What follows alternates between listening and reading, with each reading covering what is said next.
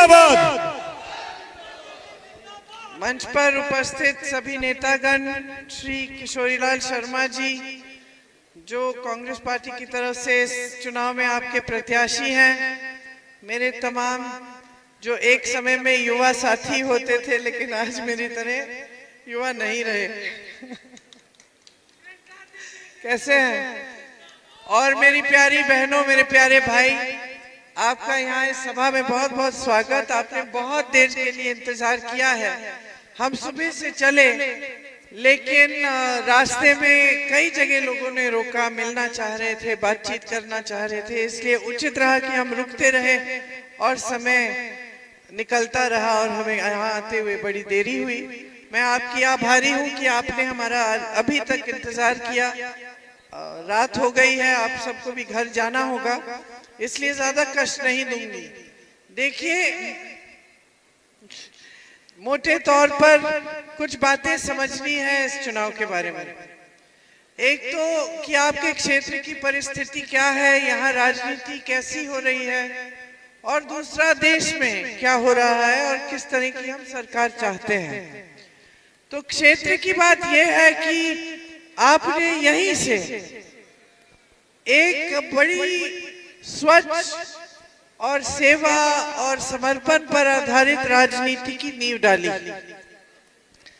यहाँ सबसे पहले मेरे चाचा जी आपके सांसद रहते थे, उनकी जब आकस्मिक मृत्यु हुई तो मेरे पिताजी आपके सांसद बने। उस समय 1981 था शायद। वो जब आपके बीच आए और उन्होंने देखा कि यहाँ जो क्षेत्र है वो ज्यादा विकसित नहीं है, बहुत सारी समस्याएं हैं, तो आस्ते आस्ते उन्होंने काम शुरू किया। शुरू में जब हम यहाँ आते थे तो सारे खेत ऊसर थे। बचपन में समझ में नहीं आता था कि जमीन सफेद कैसे हो रही है। पिताजी से पूछते थे, बताते थे कि बेटा ये जमीन उपजाऊ नहीं है, इसमें नमक बहुत है। फिर पिताजी योजना लाए यहाँ की ऊसर जमीन को उपजाऊ बनाने के लिए और यहाँ का नक्शा ही बदल डाला। यहाँ जो नौजवान है शायद वो ये बात जानते भी नहीं कि एक समय में जब आप खेत देखते थे अमेठी के तो आपको हरियाली नहीं दिखती थी, सफेद सफेद जमीन दूर दूर तक दिखती थी। तो यहाँ हरियाली ऐसे आई कि पिताजी ने यहाँ पे एक योजना बनवाई ऊसर सुधार के लिए और उसके साथ साथ सिंचाई के बहुत साधन लाए। जितनी भी नहरें आज दिखती हैं, जितने ट्यूबवेल थे, ज्यादातर पिताजी के जमाने में वो शुरू हुए।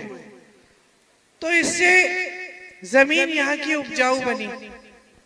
उसके बाद बड़े बड़े उद्योग लाए, BHEL, शाहीन आपको याद है, HAL, बड़े बड़े, नमस्ते रमाकांत, ये बड़े बड़े उद्योग खोले यहाँ और नए तौर से विकास किया।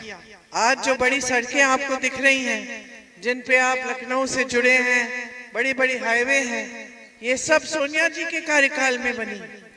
पिताजी ने शुरुआत की, गांव-गांव में सड़क बनाई, बिजली का साधन, पेयजल, ये सब करने की कोशिश की, गरीबों को आवास दिलवाए और यहाँ काफी तरक्की हुई। उस समय अमेठी की तरफ लोग देखते थे, उस समय आलोचना ये होती थी कि देखिए प्रधानमंत्री ने सारी संपत्ति अपने ही क्षेत्र में डाल दी, ये आलोचना होती थी। लेकिन ये आलोचना कभी नहीं होती थी कि कुछ काम नहीं किया, कि कुछ विकास ही नहीं हुआ है। पूरा देश अमेठी को देखता था और देखता था कि देखो यहाँ पे तो बहुत विकास हुआ है। अमेठी से लोग जब जाते थे दिल्ली तो सारे ऑफिस उनके लिए खुले होते थे सरकारी, कहीं कुछ काम होता था तो वो सुविधा से हो जाता था। पिताजी के शहीद होने के बाद माताजी सांसद बनी, उन्होंने भी खूब कार्य किए आपके लिए और भैया ने भी किए। और सबके परिवार के सदस्यों की जो सभ्यता थी, राजनीतिक सभ्यता, वो सब आप ही ने सिखाई, पिताजी ने सिखाई। जो रिश्ता आपने पिताजी के साथ जोड़ा, जो समर्पण का रिश्ता था, आप उनके प्रति श्रद्धा दिखाते थे, वो आपके प्रति दिखाते थे। उनके मन में आपके लिए प्रेम था, आपके मन में उनके लिए प्रेम था। उनके मन में आपके लिए आदर था, तो आप उनका भी आदर करते थे। तो माता जी ने भी ये कर्तव्य निभाया और भैया जी ने भी यही कायम रखा। बहुत सारे काम करने की कोशिश की। भैया जी के कार्यकाल के अंत में उन्होंने यहाँ पे फूड पार्क खोलना था, उसका शिलान्यास हुआ। लेकिन जब आपने उनको चुनाव हराया तो जो भाजपा की नेत्री यहाँ आई, उन्होंने उसको आगे नहीं बढ़ने दिया। तो ऐसे तमाम कार्य थे, विकास का काम, और एक अच्छा रिश्ता बना आपके पिताजी, माताजी और भैया के बीच, हम सब के बीच। उसके बाद जब आपकी जो वर्तमान की सांसद है यहाँ चुनाव लड़ने के लिए आई, तो एक नई राजनीति यहाँ फैली। वो आई किस मकसद से थी, ये समझना बहुत जरूरी है। पिताजी आए क्योंकि उनके भाई की कर्म भूमि थी, और भाई ने जो शुरू किए थे काम, उनको पूरा करने के लिए वो शहीद आए। वो मेरी माताजी ने भी वही सोचकर यहाँ से चुनाव लड़ा, और उसी तरह से राहुल जी ने आपकी सेवा की। लेकिन आपकी जो वर्तमान की सांसद हैं, वो क्यों आई? कोई पुराना रिश्ता था आपके साथ? आपके प्रति कोई खास हमदर्दी थी? क्या वो चाहती थी कि यहाँ का विकास तेजी से हो? क्या चाहती थी, क्यों आई? कभी आपने सोचा है? वो यहाँ आई सिर्फ राहुल गांधी जी से लड़ने, चुनाव लड़ने उनके खिलाफ, और वो यहाँ आई सिर्फ एक मकसद से कि पूरे देश को दिखाना था कि ये गांधी परिवार का गढ़ है और यहाँ पे विकास नहीं हुआ है। तो जितना भी काम हुआ था उसकी बदनामी करके, झूठ फैला के, ये कह के कि ये परिवार के सदस्य तो यहाँ आते नहीं है, कुछ किया ही नहीं है इन्होंने। देखिए, कहीं किसी पत्रकार को ले जाके ये दिखाना कि देखिए यहाँ सड़क टूटी हुई है या यहाँ बिजली नहीं आ रही है, ये सब करके झूठ फैलाने का मकसद था। आपके बीच हमारे प्रति संदेह और शक फैलाने का मकसद था, और उसको करके, उस कार्य को करके, उसके बल पर आपसे वोट लेकर सत्ता हासिल करनी थी, राहुल जी को हराना था। यही एकमात्र मकसद था। तो जो आई यहाँ, शुरू से उनका एक नकारात्मक मकसद था, सकारात्मकता नहीं थी कि किस तरह आपकी तरक्की होगी, आपके भविष्य कैसे बनेंगे, आगे जाकर क्या क्या कार्य करेंगे आपके लिए। तो प्रचार में भी तमाम झूठ बोले। 13 रुपए की आपको चीनी मिलेगी, आज चीनी भी नहीं मिलती राशन में। 13 रुपए की छोड़िए, मिलती ही नहीं है। उन्होंने मोदी जी जो देश को बता रहे थे सारी बातें, वो भी यहाँ बताई कि 15-15 लाख आपके अकाउंट में आएंगे, मोदी जी खूब विकास करेंगे क्षेत्र का, आप आगे बढ़ेंगे। ये परिवार खराब है, इनसे क्यों आपने रिश्ता निभाया, इन्होंने नहीं निभाया। परियोजना की, रमाकांति परियोजना की महिला है ना, तो परियोजना में उन्होंने कहा कि परियोजना ही शुरू की महिलाओं के लिए, समूह इसलिए शुरू किए क्योंकि ये परिवार आपसे जमीन छीनना चाहता था। हमारे दिमाग में ये बात नहीं आई। हमने तो समूह इसलिए शुरू किए थे कि एक गांव में मैं गई थी, मैंने देखा कि पूरा गांव जल पड़ा है। उस समय गर्मी में गांव जल जाते थे, आग लग जाती थी। तो मैंने सोचा क्यों ना इन महिलाओं के लिए हम कुछ करने की कोशिश करें, कुछ कमा लेंगे। तो समूह शुरू किया। अब इन्होंने उसका भी कुछ झूठ फैला दिया। आज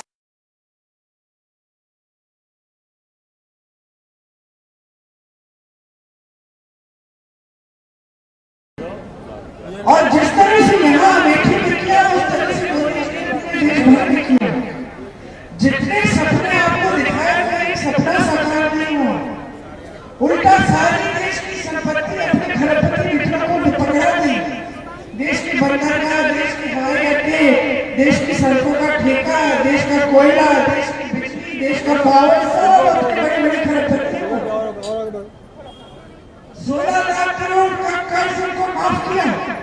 बड़े खरबपति को, लेकिन किसानों का कर्ज माफ नहीं किया। क्या हुआ है 10 सालों में? देश का गरीब, देश का किसान, देश का मिडिल क्लास व्यक्ति, देश का जो सरकारी कर्मचारी है, देश की महिलाएं हैं, ये सब गरीबी और मुश्किलों की खाई में लगे रहे, फंसे रहे, आगे बढ़ नहीं पाए। जहां मोदी जी ने बड़े बड़े विकास के सपने दिखाए थे, कहा था 2 करोड़ रोजगार देंगे, 10 साल बीत गए। इस देश में 70 करोड़ बेरोजगार हैं, 30 लाख पद खाली पड़े हैं। 45 सालों में इतनी बेरोजगारी नहीं हुई। इसका कोई जवाब है आपके सांसद के पास कि तमाम बेरोजगार बच्चे जो शिक्षित हैं अमेठी में घूम रहे हैं बगैर नौकरी के, भटक रहे हैं, इसका क्या जवाब है?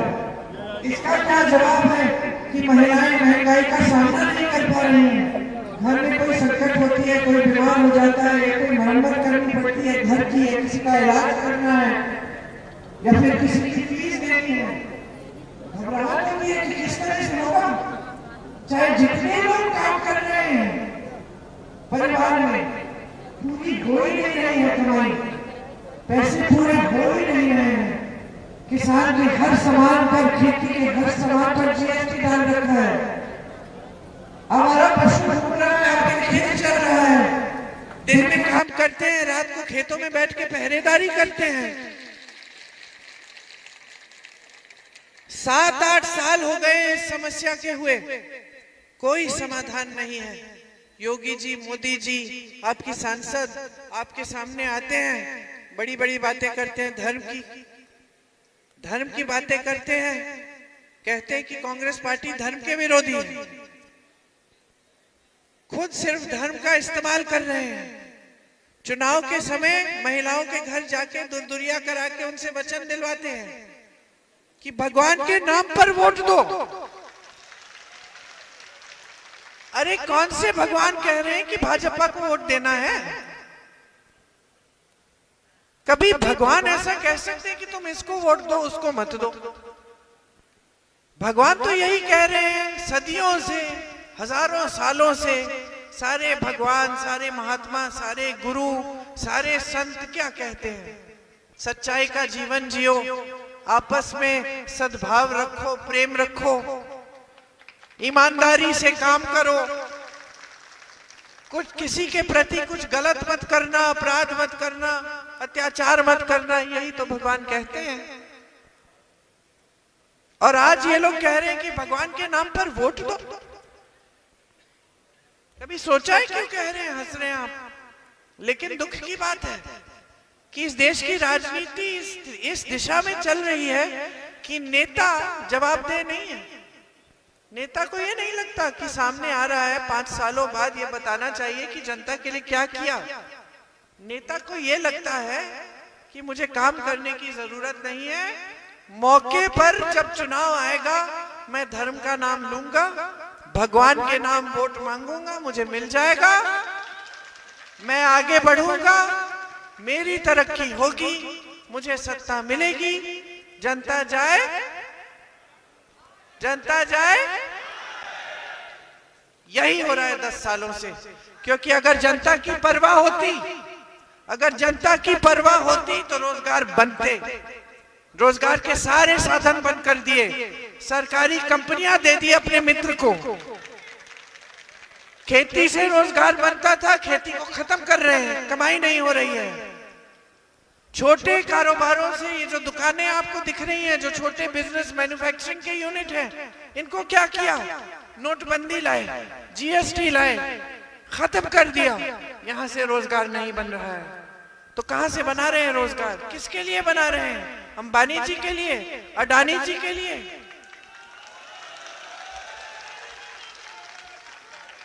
इस देश की सच्चाई आज क्या है?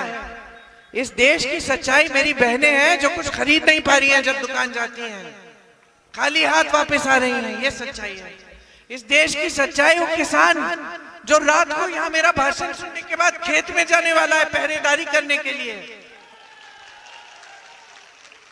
इस देश की सच्चाई, वो पढ़ा लिखा नौजवान जिसके माता पिता ने मेहनत करके कर्ज लेकर इसको पढ़ाया, पेपर लीक होता है, घोटाले होते, कोई कार्रवाई नहीं होती, नौकरी नहीं मिलती, रोजगार का कोई साधन नहीं है, पड़ा रहता है, 27-28 साल का हो जाता है, कोई रोजगार नहीं मिलता, शादी भी नहीं हो पाती।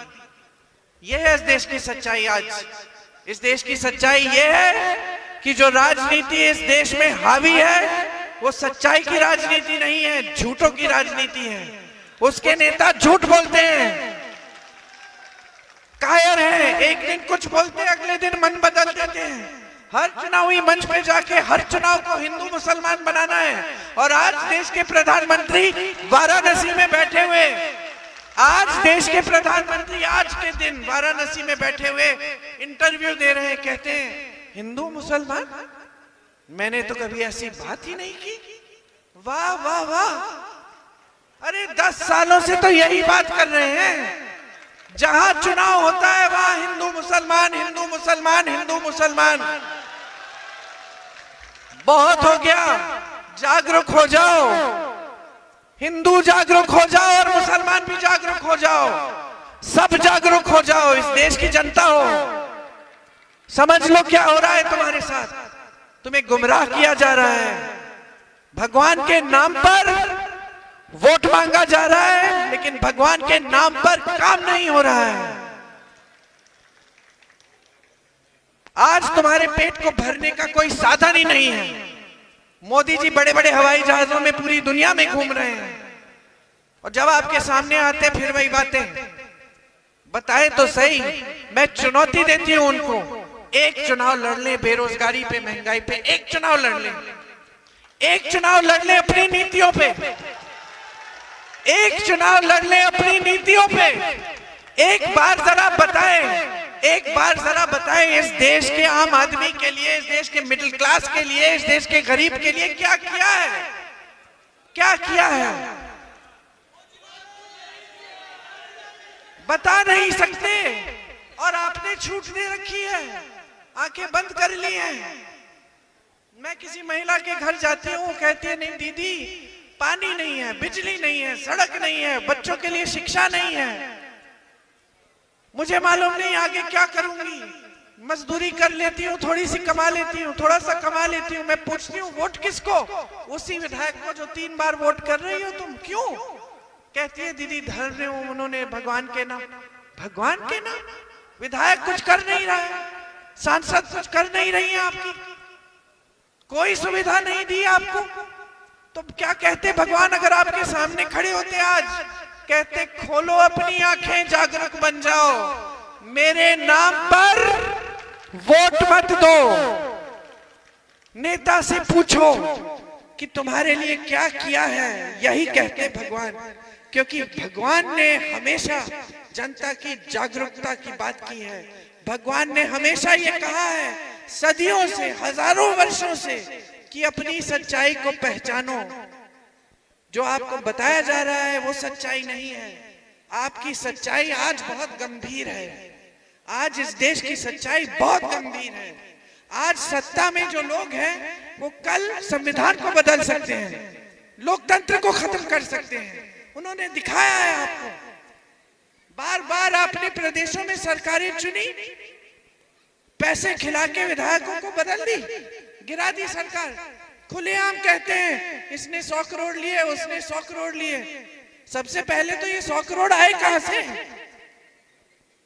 भाजपा आज सबसे अमीर पार्टी बन गई है इस देश में नहीं, दुनिया में। दुनिया की सबसे अमीर पार्टी, जानते हैं अमेरिका की पार्टियां भी इतनी अमीर नहीं है। कैसे? 70 सालों से ये देश आजाद था, 55 सालों से कांग्रेस की सरकार रही, 55 सालों से सरकार रहती है, लेकिन कांग्रेस पार्टी इस देश की सबसे, दुनिया की सबसे अमीर पार्टी नहीं बन पाती। ना कोई प्रयास किया उसे बनाने का। ये लोग हमें भ्रष्ट कहते हैं, हमारी पार्टी को भ्रष्ट कहते हैं, हमारी पार्टी को धर्म विरोधी कहते हैं। और भ्रष्टाचार की स्कीम कौन बनाता है? मोदी जी। बाकायदा स्कीम बनती है इलेक्टोरल बॉन्ड्स की कि जो जो चंदा दे रहा है उसका नाम गुप्त रहना चाहिए। क्यों? क्योंकि किस किस से चंदा लिया। जब कचहरी में बात आई, न्यायाधीशों ने कहा सूची निकालो। क्या क्या पता चला? कोविड की वैक्सीन किस किस को मिली? हाथ ऊपर करिए, किस किस को टीका लगा? हमें भी लगा। लगाना नहीं चाहती थी, लग गया। दो लगाए।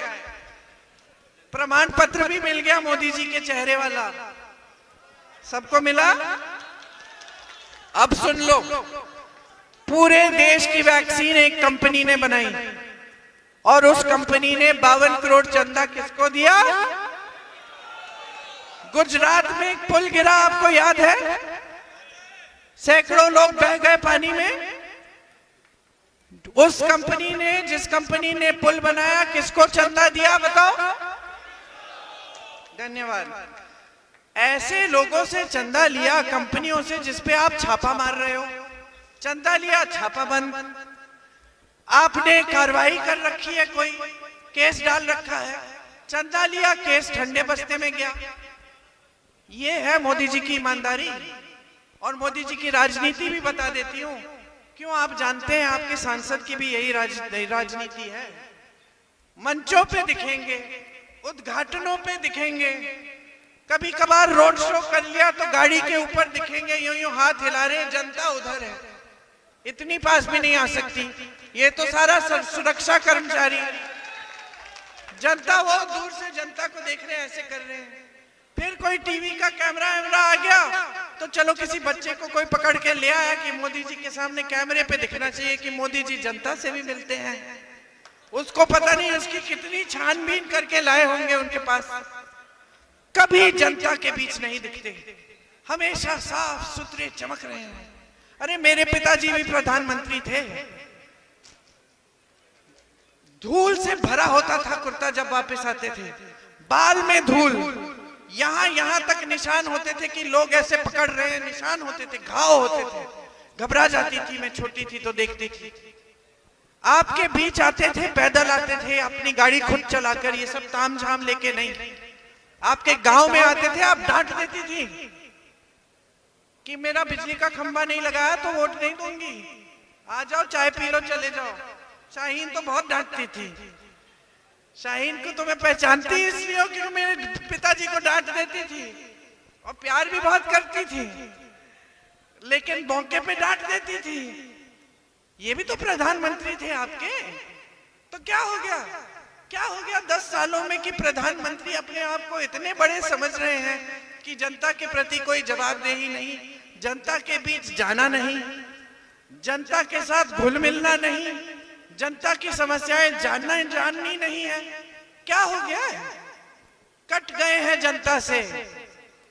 आज तो उनके सलाहकार भी इतना डरते हैं कि वो भी नहीं बताएंगे कि किसान मर रहा है, आत्महत्या कर रहा है, क्योंकि 10,000 50,000 रुपए नहीं दे पा रहा है। कोई सलाहकार नहीं बता रहा है कि यहाँ का नौजवान किस तरह से पिट रहा है महंगाई से और बेरोजगारी से। मन की बात तो वो करते हैं। अरे भाई, मन की बात तो उनकी मन की बात बताते हैं, आपकी कौन सी मन की बात सुन रहे हैं? 10 सालों में मन की बात प्रोग्राम है, आयोजित होता है, कोई खड़ा हो जाता है, पूछता है मोदी जी ये वो, मोदी जी जवाब दे देते हैं। लेकिन कभी आपके बीच आके पूछा है मेरे भाई आपके मन की बात क्या है? कभी आंसू पोंछा है? एक बार आंसू पोंछते हुए नहीं देखा मैंने उन्हें, किसी के भी, गरीब छोड़ो किसी के भी। आज रो दिए। हाँ? अपने आंसू पोंछे नहीं, मैं किसी और के आंसू पोंछने की बात कर रही थी। मैं अपने आंसू पोंछने की बात नहीं कर रहे थे। ये पहले प्रधानमंत्री हैं भाई और बहनों इस देश के, जो आकर आपके सामने अपनी परेशानियां गिनाते हैं कि देखो, गाली देते हैं वो सुबह से शाम तक। इंदिरा जी को देशद्रोही कहते हैं, राजीव जी को देशद्रोही कहते हैं। मेरे परिवार के हर सदस्य के बारे में कुछ ना कुछ पूछिए ही मत क्या क्या कहते हैं।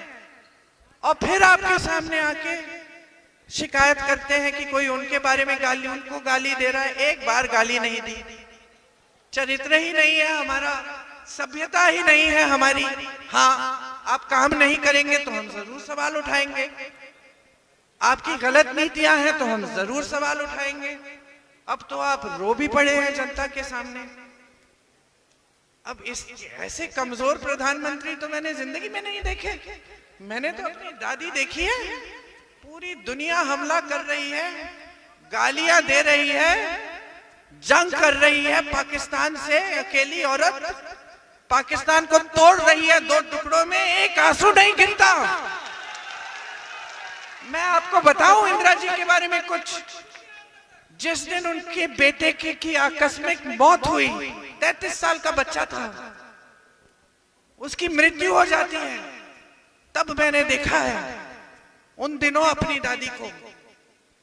फिर भी अगर रोती थी तो कमरे में रोती थी, जनता के सामने आती थी तो दृढ़ होके खड़े हो जाती थी। अगले दिन काम किया उन्होंने, पीछे नहीं हटी। और ये थोड़ी सी आलोचना सुन के रोने लग गए, ये तो कमजोरी है। फिर मैंने तो सोचा कि दुनिया में कहते हैं कि बहुत दृढ़ है, ये तो सबसे सक्षम प्रधानमंत्री है। ये तो एकदम कमजोरी है कि वोट मांगने के लिए कुछ भी कर ले। ये तो वो कर रहे हैं जो आपके यहाँ पे विधायक आके वोट मांगते हैं, जो कभी रो जाते हैं, कभी कोई आपसे कुछ और झूठ बोल के मांग लेता है। हाँ,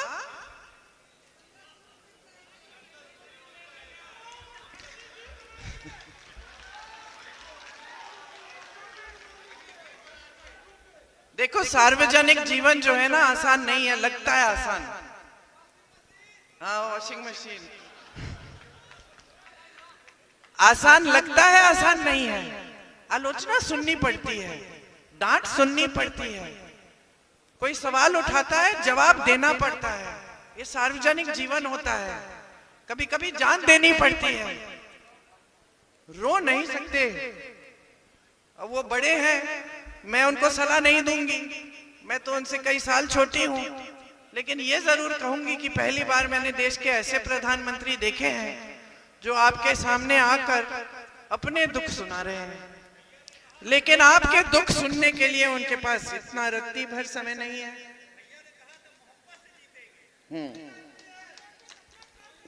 तो बात यह है भाइयों और बहनों की करना क्या है, अब आगे की क्या योजना है। आपको यही चाहिए कि धर्म के नाम पर राजनीति होती रहे, चुनाव में रोना धोना, या फिर फिजूल की बातें, कोई भैंस चुराएगा, कोई मंगलसूत्र चुराएगा, ये बातें, या फिर कोई और कहानी, भारत में चुनाव है, पाकिस्तान की बातें। क्या चाहते हैं?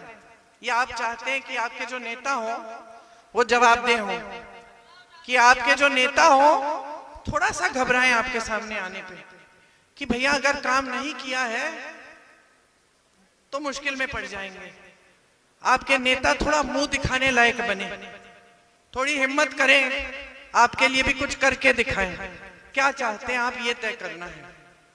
क्योंकि अगर आपने इस तरह की राजनीति को और उभरने दिया तो ये जो बेरोजगारी आज 45 सालों में सबसे ज्यादा है, 5 सालों में जाने कहां पहुंच जाएगी। आपकी समस्याओं का हल कौन करेगा? टीवी तो आपको दिखाते रहेगा, क्योंकि वैसे भी खरबपति के चैनल हैं सारे, वो तो दिखाते रहेंगे अच्छी अच्छी चीजें, बहुत तरक्की, अर्थव्यवस्था मजबूत हो रही है। आप अपने जीवन में कोई तरक्की नहीं देखेंगे, अपने जीवन में वही मुसीबतें, वही परेशानियां।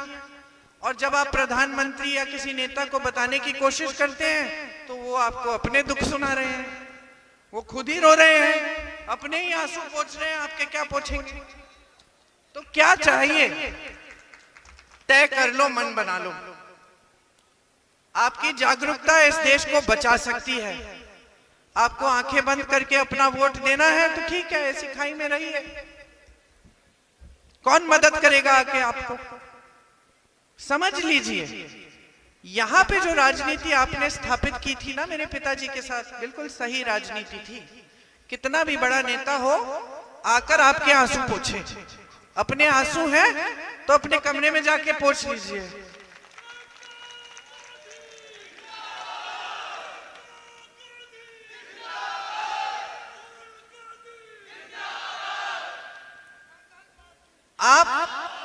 आप अपना मन बनाइए, आपका वोट है, आपका अधिकार है, आपकी शक्ति है, आपका हथियार है।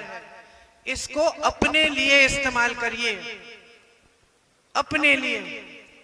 समझ लीजिए कांग्रेस पार्टी क्या नीतियां लाई है, क्या हमारे लिए कुछ करने जा रही है, जहां जहां कांग्रेस के प्रदेश हैं वहां क्या किया है, ये समझिए। फिर भाजपा को देखिए, कौन से बड़े बड़े सपने दिखाए, उनमें से क्या कुछ सपने साकार हुए? नहीं हुए। तो समझ लीजिए ना सच्चाई क्या है, और उस सच्चाई के आधार पर अपना वोट डालिए। किसी के बातों में मत पड़िए। मैं तो कहती हूँ मेरी भी बातों में मत पड़िए। देख लीजिए कांग्रेस क्या कर रही है, हमारी प्रदेश सरकारों में क्या हो रहा है। महिलाओं के खाते में पैसे डल रहे हैं, महिलाएं सब जगह घूम रही है, तीर्थ यात्रा कर रही हैं, बस की फीस नहीं लगती, फ्री में जाती हैं। हम कह रहे हैं कि अगर हमारी सरकार आएगी तो 25 लाख का बीमा यहाँ पूरे देश भर में लागू करेंगे, ताकि जिस को ऑपरेशन कराना हो उसके लिए मुफ्त हो जाए। हम कह रहे हैं कि जो स्नातक पास बच्चे हैं उनको 1 लाख सालाना पक्की नौकरी, पहली नौकरी, अधिकार मिलेगा कानूनी। हम कह रहे हैं कि फंड बनाएंगे नौजवानों के लिए, ताकि छोटे कारोबार मजबूत बने। आपको कुछ शुरू करना है, आपको सुविधा मिलेगी। पेपर लीक के खिलाफ कानून लाएंगे, सख्त से सख्त कार्रवाई करेंगे। किसानों के हर सामान पे जीएसटी मुक्त कर देंगे। किसानों की कर्ज माफी के लिए एक स्थायी आयोग लाएंगे। हम इतने सारे काम करना चाहते हैं आपके लिए। मजदूरी जो है, न्यूनतम मजदूरी 400 रुपए की होगी, ये कानून बनेगा। आशा आंगनबाड़ी महिलाओं के लिए दुगना आपका मानदेय बनेगा। 30 लाख अग्निवीर को रद्द कर देंगे। और मैं देखिए, ये हमने लिखा है अपने न्याय पत्र में, अग्निवीर जैसी स्कीम तो होनी ही नहीं चाहिए थी। सारी उम्मीदें, सारी आशाएं खत्म कर दी। जो मेहनत कर रहा था सेना में जाने के लिए, अब रो के कहता है कि मुझे नहीं जाना। मैं शहीद भी हो जाऊंगा तो मेरे परिवार को कुछ नहीं मिलेगा, मुझे शहीद का दर्जा भी नहीं मिलेगा। और 4 साल बाद वापस घर आऊंगा, नौकरी ढूंढूंगा फिर से। यह है मोदी जी की स्कीम।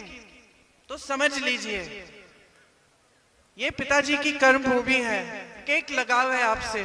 सच्चाई ये है, आपने इस भैया को हराया, इससे कोई फर्क नहीं पड़ा इस लगाव में। कोरोना हुआ उसके बाद सबसे पहले भैया ने मुझे फोन किया और बोला, अमेठी का जो कहीं कहीं फंसा हुआ है, गुजरात में, बिहार में, मुंबई में, हैदराबाद में, ढूंढो और ढूंढ के घर पहुंचा दो। ये भैया के लफ्ज थे मुझे। कोरोना के, जब कोरोना हुआ आपने हरा दिया था। सत्ता की जरूरत नहीं थी आपसे रिश्ता जोड़ने के लिए, वो रिश्ता कायम है, कायम रहेगा। लेकिन पिताजी की कर्मभूमि है, पिताजी शहीद हुए इस देश के लिए, और आप सब उन लोगों के बेटे हैं, बेटियां हैं जिन्होंने पिताजी के साथ कंधे से कंधा मिलाकर काम किया।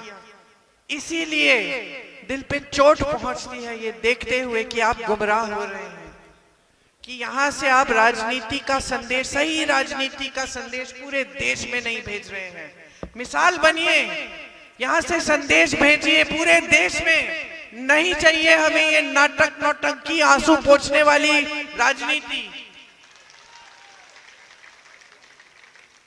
पहले हमारे आंसू पोंछो, भेज दो संदेश पूरे देश में कि हमें किशोरीलाल शर्मा जैसे कार्यकर्ता चाहिए, जो हमारे बीच में घूमे, जो हमारे पास आए, जो हमारे दुखों को समझे, जो दिन रात हमारी समस्याओं का हल ढूंढे।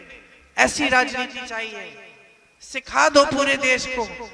जागरूकता है आप में, बहुत समझदार हो, मैं जानती हूँ, सबसे मिलती रहती हूँ। सब सीखा है आपसे कि नेता को कैसा होना चाहिए, क्या करना चाहिए, आपकी उम्मीदें क्या है, आपकी समस्याएं क्या है।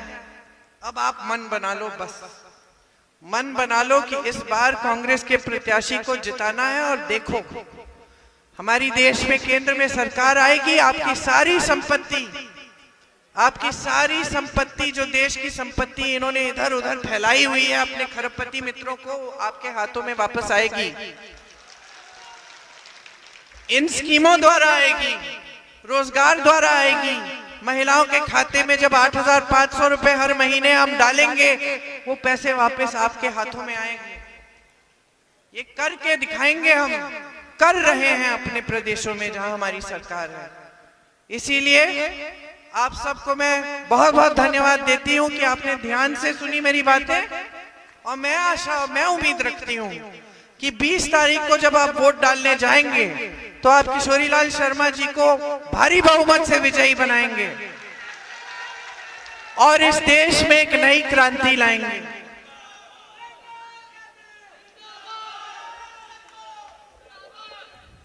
आप सबको बहुत बहुत धन्यवाद। आपने मेरी बातें बहुत ध्यान से सुनी।